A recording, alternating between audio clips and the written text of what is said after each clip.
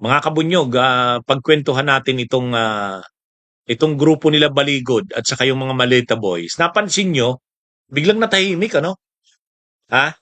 Biglang natahimik. Wala na tayong naririnig sa kanila. Dati halos araw-araw may press con, ha? May mga may mga interviews, ano? Ngayon wala. Biglang natahimik, ha? Ha? Napansin nyo ba na parang ano na ngayon, ano? Ah, wala. Wala nang naririnig doon sa grupo ni Attorney Levy Baligod. Talaga. At saka yung Malita Boys nila. Ha? Ano yan? Dati halos araw-araw may balita tungkol sa kanila. May press briefing, may mga post sa social media. Ngayon wala. Ha? So malinaw talaga dito, ang nagpapagalaw sa kanila, ang direktor nila, malamang kahit finance, pag finance sa kanila, si Mike Defensor. Eh tingnan nyo, nung nakulong si Mike Defensor, wala na. Ha? Wala na, ano? Hmm? Ah, ano ito, mga kabunyog? Hmm? So, maraming nakakapansin yan na itong Maleta Boys at si Attorney Libby Baligod, dati laging may ano yan, laging may interview, bira dito, bira doon. Ah? Um, ano yan?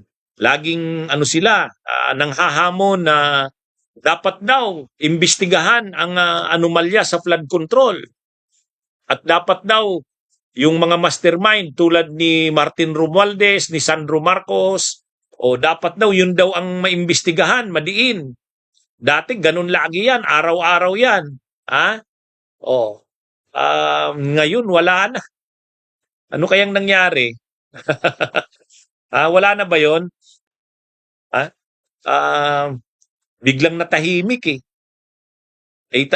Ang lumilitaw talaga dito, Bakal Boys, ang lumilitaw talaga, ang direktor nila, ang nasa likod talaga nila, si Mike Defensor. Malaking kawalan yan. Actually, di ba sinabi ko naman yan? Sa kampo ng Duterte, malaking kawalan ang pagkakakulong ni Mike Defensor. Malaking kawalan din ang pagkakakulong ni Marcoleta. Kasi kung si Marcoleta nandyan, may katulong si Alan Cayetano doon sa impeachment ni Sara. Ay ngayon, ang tumutulong sa kanya, yung kapatid niyang si Pia, masyadong madrama.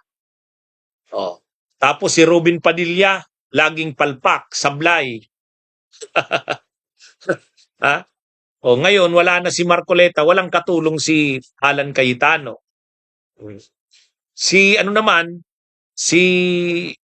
Libby Baligod, syempre abogado siya nung Malita Boys. Pero yung pagme-maintain ng Malita Boys na yan, pera yan, gumagastos diyan. Sinabi na yan ni dating Senador Sani Trillanes. May bayad yan, may usapan yan, yung mga Malita Boys na yan. Ay kaya lang, wala na si Mike Defensor, nakakulong. Ha? Kaya ano ito, mga kabunyog, mga kababayan?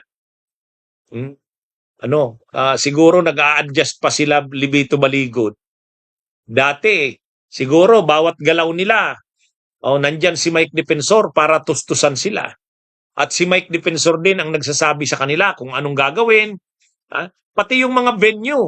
Si Mike Defensor ang kausap nun ng mga venue, yung mga pinagdadausan ng mga press con, press briefing, pati yata yung mga bahay na pinagtutuluyan ng mga ito.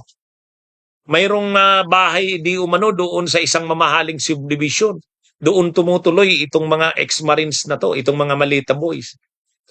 Kanino kaya yon? Malamang kay Mike Defensor din yun.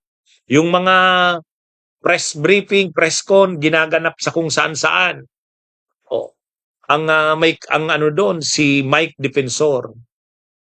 Saka inamin naman ni Mike Defensor, sabi niya, ano naman kung nagbibigay ako ng pera? Pera ko naman yun.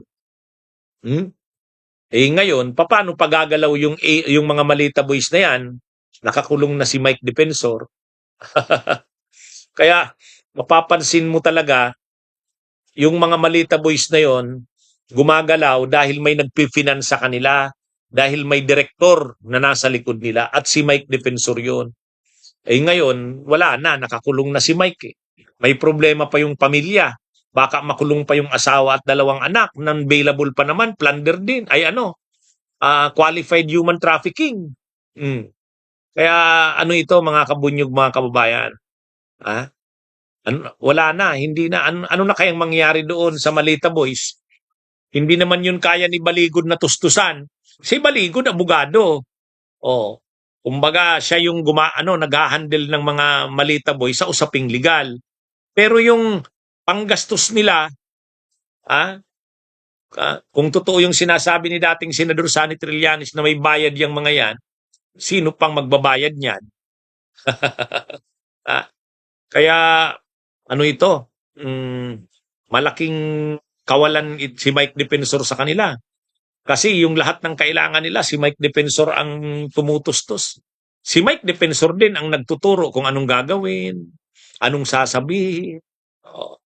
Ay nakakulong na si Mike Defensor. Nawalan sila ngayon ng boss. Nawalan sila ng boss. Mahirap yan. Wala na silang boss. Wala na silang panggastos. Kapansin-pansin naman di ba biglang natahimik? Biglang wala ka nang marinig sa kanila. Dati lagi na lang araw-araw sila yung maririnig mo. Sila Baligod. O ngayon wala na. Problemado yung Malita Boys. Ano yan? Dati siguro maluho sila, may nagme-maintain sa kanila, may pera, aming pera. Biglang nawala ngayon. Problemado yan. Kaya siguro si Atty. Libby Baligod, laylo muna tayo, sabi siguro doon sa Malita Boys. Laylo muna tayo, wala na tayong budget Wala na si boss, nakakulong. Ayan mga kabunyog, mga kababayan. Okay, magandang araw sa inyong lahat. Mabuhay po tayo.